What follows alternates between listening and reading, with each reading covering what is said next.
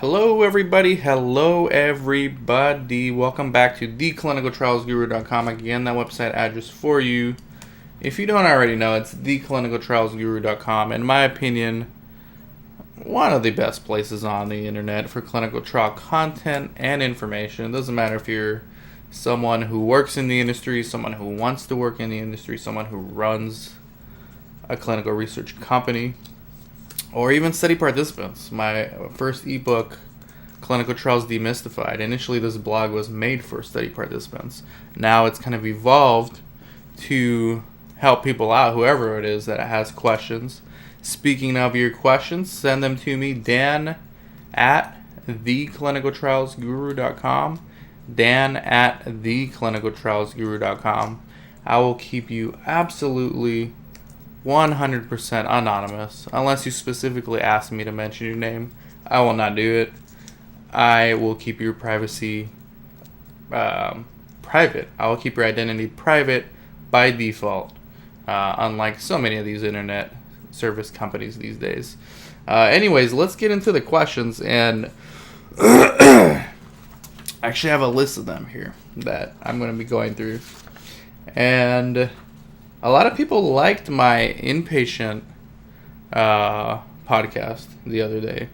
So this week's podcast is going to focus on more questions that you guys had. It's also going to provide a lot of follow-up because it's amazing how that outpatient studies pay the bills, inpatient studies keep the lights on. Blog post from last week got so many hits, so many emails from it. So I thought I'd do some follow-up. I thought I'd answer some follow-up questions here. And let's get this out of the way first. A lot of you clinics who are doing phase 2, 3, 4 studies, you want to be doing more of phase 1 studies. I've made that transition at some of my clinics, and let me tell you, it is worth it. It's more work. It's going to be more. It does require more work, more management. You really need to have like your SOPs down. You really need to have delegation of duties, and I'm not talking about those logs that the FDA looks at. I'm talking about your own delegation of duties. Like everyone knows what they're supposed to be doing, because those studies really require all your resources. But they're so worth it. And actually, as a special treat for you guys, I got my hands on something I'm not supposed to get my hands on. I'll keep the parties anonymous, but I got a budget from a CRO, the budget that they negotiate with the sponsor.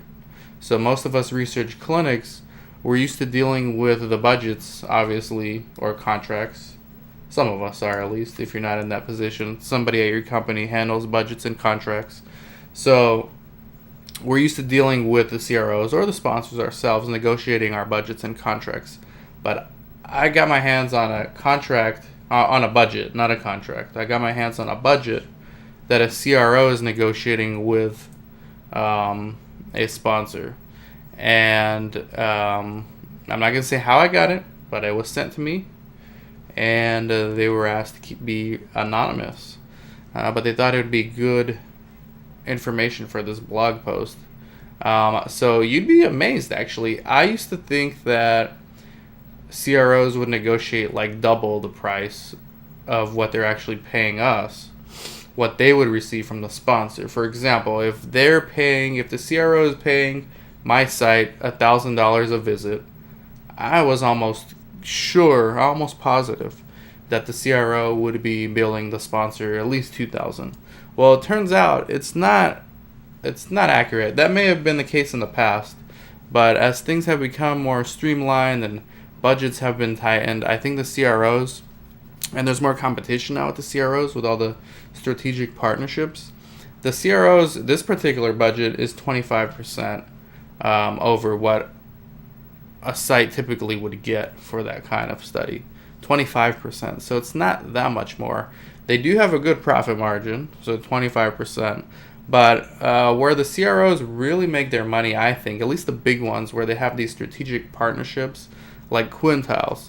Quintiles works hand in hand with the sponsor on their strategic partnership. So when the sponsor is designing a trial, they want to use Quintiles for the phase 1 through phase 4 to even when it's approved and on the market.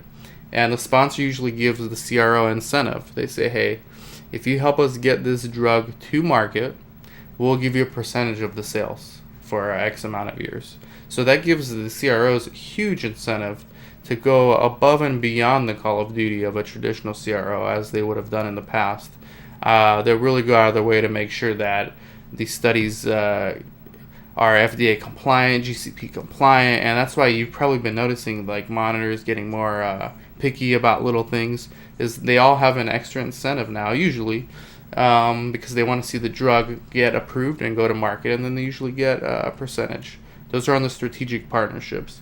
So this budget that I saw, I'm not even going to say whether it was a small or large CRO, and I don't know if they had a strategic partnership with that sponsor, but I was surprised to see like 25% increase, which some of you guys may think is a lot and a huge markup, and others like me, who are a little more cynical, were surprised that, at least I was surprised that it wasn't like 100% markup.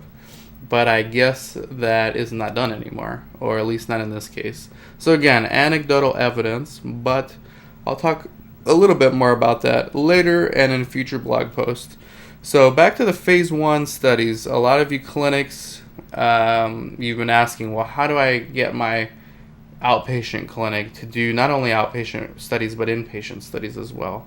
And I mentioned last time you can either work with a hospital, but then you might have to deal with local IRBs, or you can find a nursing home or a skilled nursing facility where you can do the study, the inpatient study.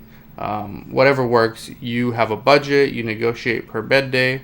Let's say you negotiate $1,000 a night from the sponsor, and you're paying like $500 a night at the facility that you agreed with, sometimes less. So it really comes down to your negotiating and your budget skills.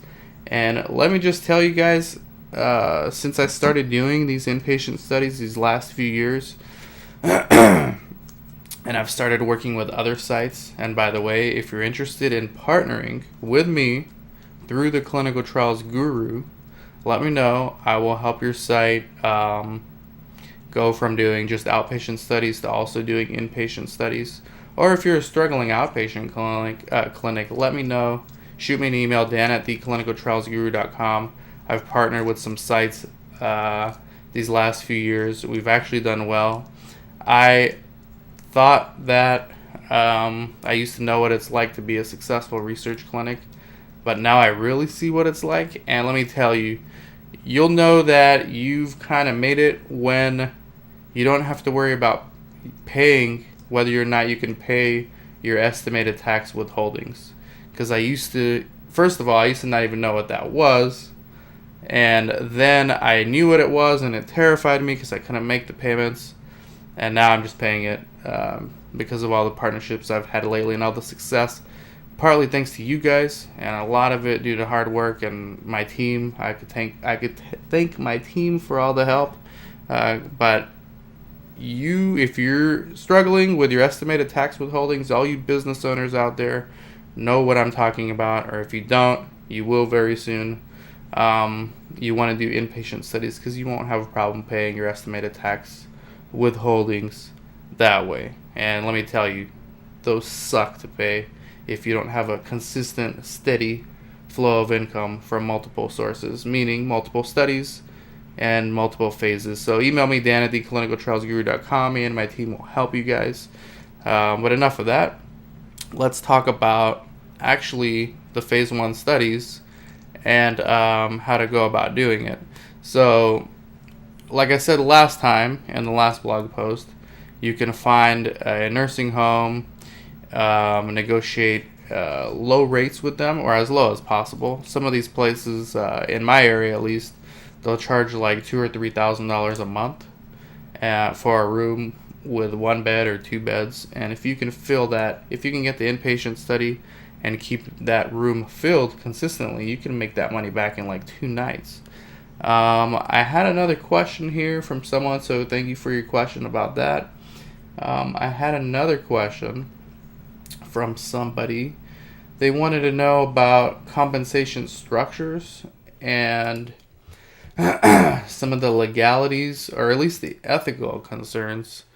They want to pay their study coordinators a base salary, but also an incentive based on how many patients they randomize.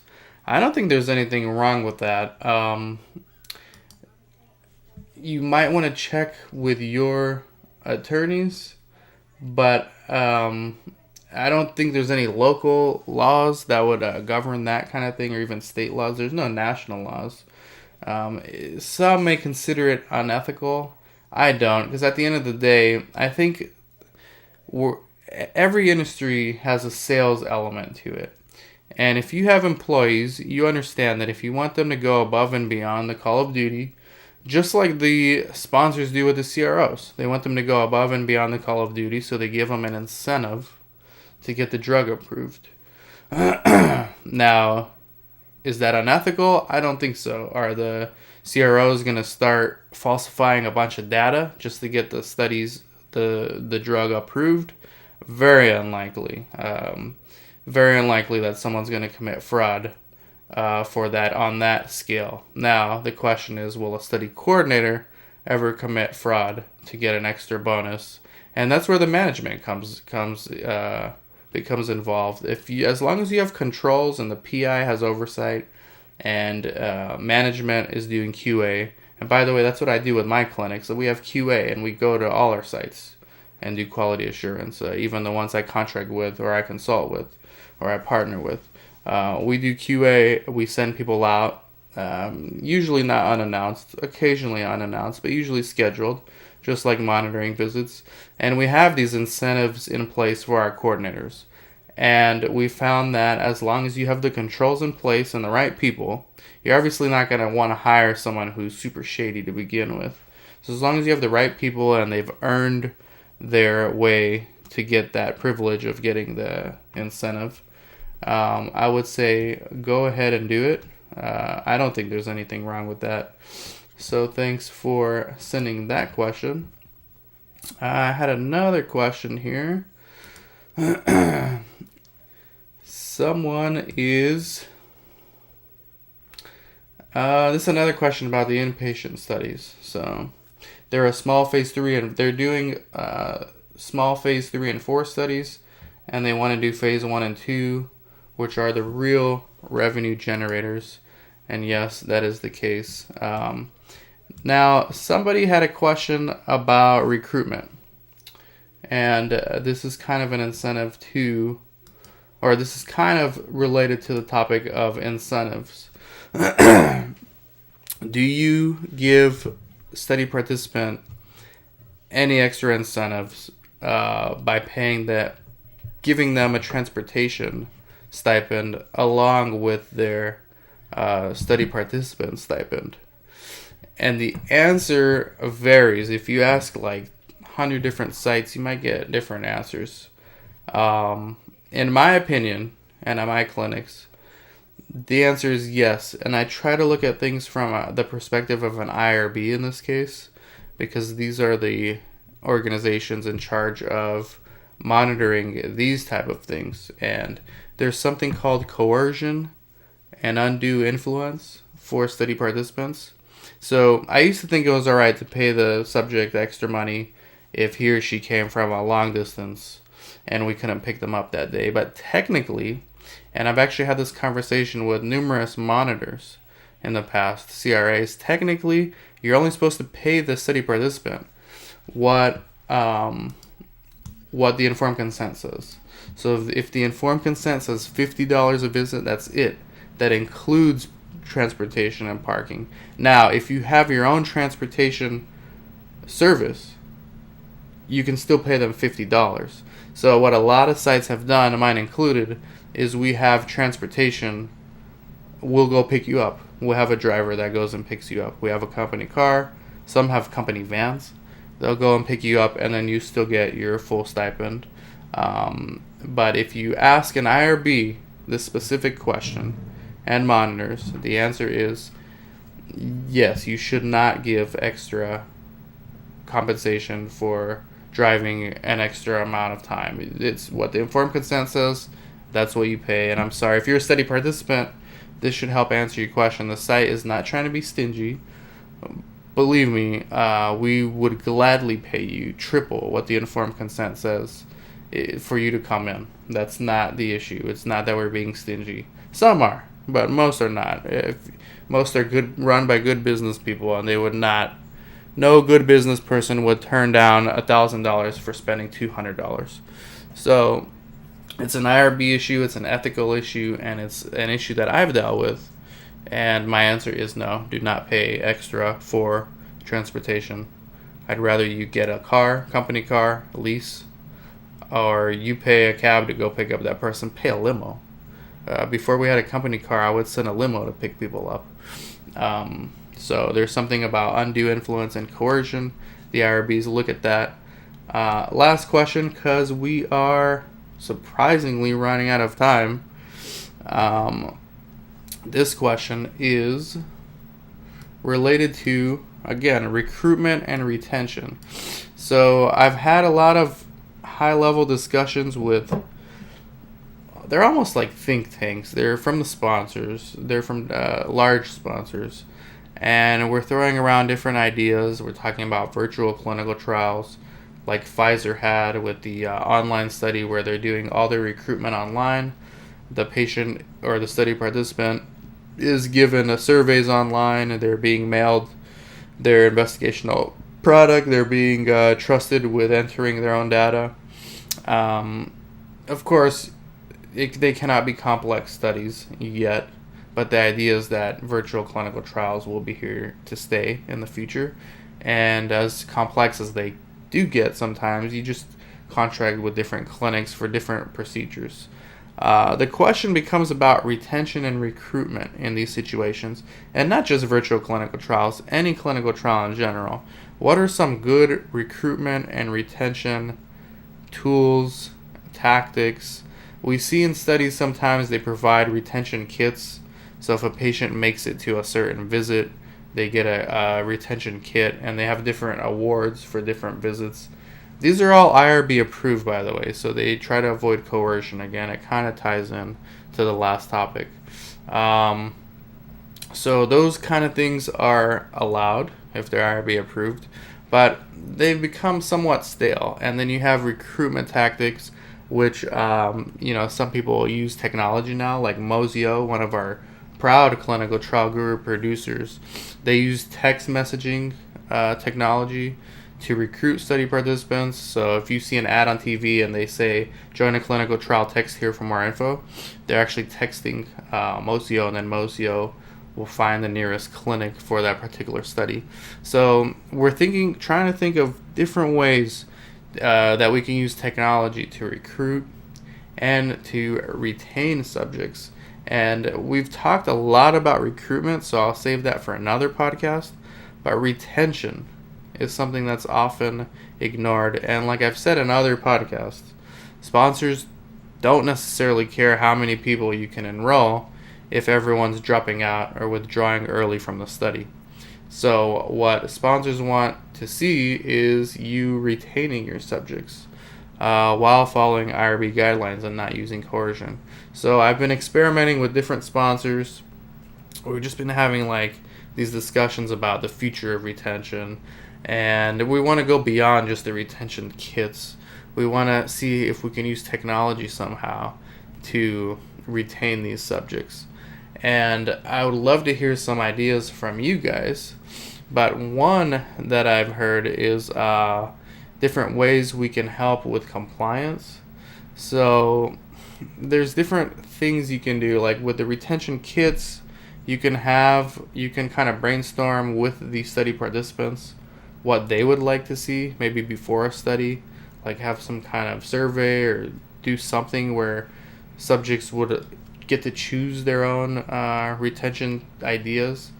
Some studies where compliance is an issue, you may have the investigational product, the actual bottles or the cartons designed differently so that it would help with retention. Gamification is a big thing, so like making things a game, kind of, and that can relate to the e-diary part of studies. We have one particular study at one of my sites. It's particularly challenging because study participants are required to enter in an e-diary different events, and I'm not going to give away what it is, but they have to record different events that may be inconvenient for them to record at the time, and if they don't record more than a certain amount a week, they have to be withdrawn from the study. So how do you have reminders for that? Do you use text messaging? Right now they're relying on the sites to call the patient if they're not keeping their e-diary up on a regular basis. But we can use texting. Can we use social media? Can we have an app? Can we design it so that it's more like a game, and we could reward the patient or the study participant that way? We've been just throwing around different ideas, and I don't have any answers for these, but they're just interesting things to think about in the retention space.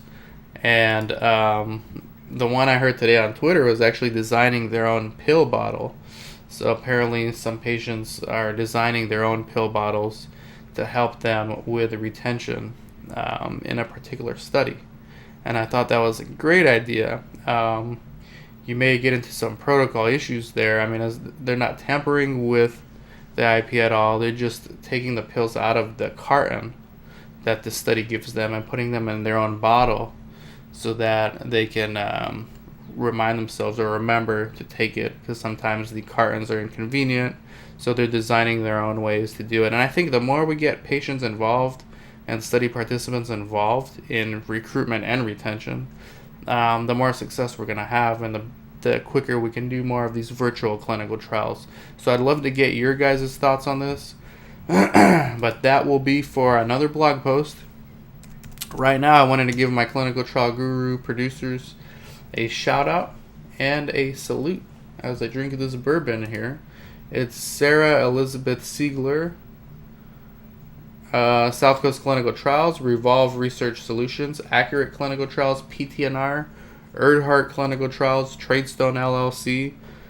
We got Breakthrough Clinical Trials, Kulkarni Law Firm, Biopharm Systems, Zymewire, Mozio, St. Paul Medical Research Center, Inc., Investigator Research Group, LLC, and Phlebotomy Services. So cheers to you guys. If you or your organization would like to be a producer, the cost is $99 for a lifetime membership. Email me, dan@theclinicaltrialsguru.com. It's lifetime. I'm only accepting 100, and that's it. I don't care who you are at that point. Once I get 100, I'm done. You could be the FDA. You will not get in if you're number 101. Only 100. Thank you guys for tuning in. Send your questions to dan@theclinicaltrialsguru.com. As always, take care and talk to you next time. Bye-bye.